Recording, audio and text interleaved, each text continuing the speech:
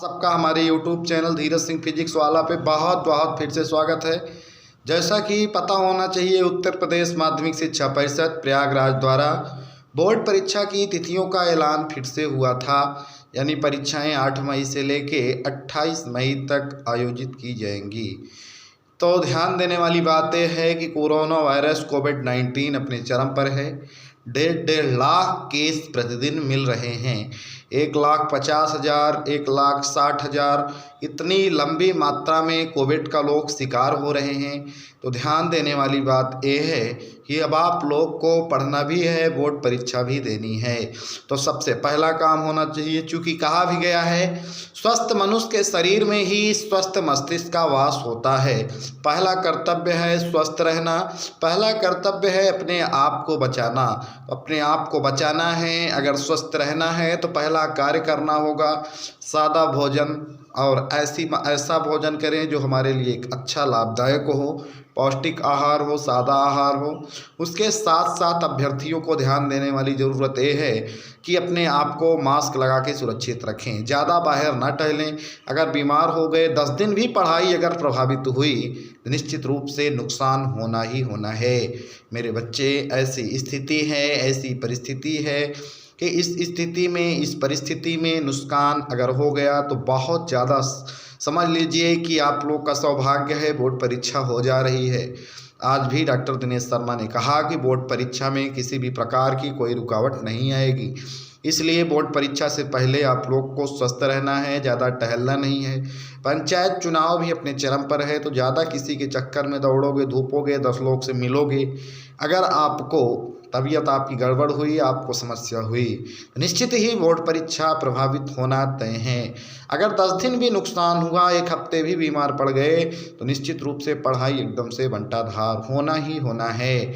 इसलिए पढ़ाई का नुकसान ना करें, पढ़ाई को अपने पढ़ाई से विचलित ना हों, टॉपिक वाइज टॉपिक तैयार करें। चूँकि आपका पहला कर्तव्य है पढ़ाई करना, पढ़ाई करके सफल होना, जीवन में आगे बढ़ना।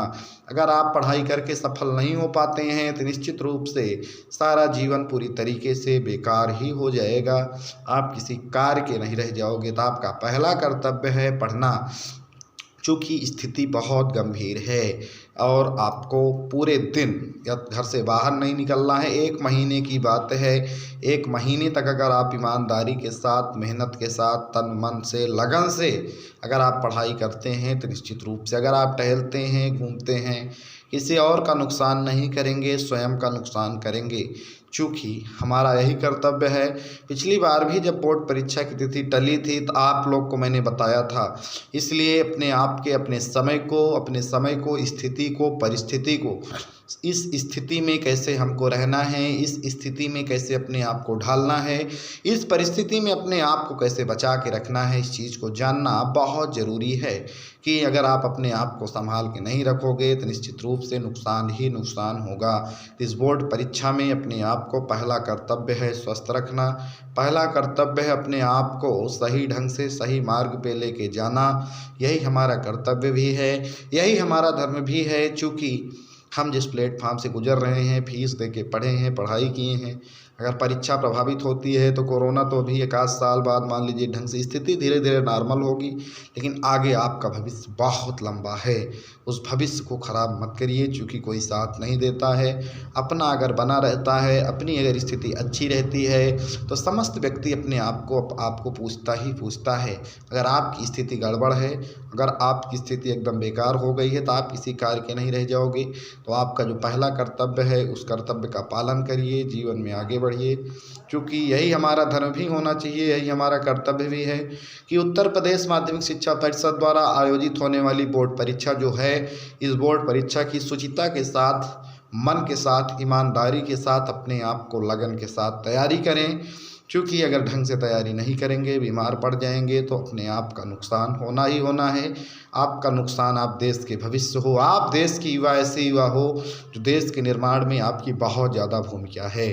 तो ऐसी चीज़ों से बचें, पढ़ाई करें, अपने आप को सुरक्षित रखें, घर से बाहर ना निकलें।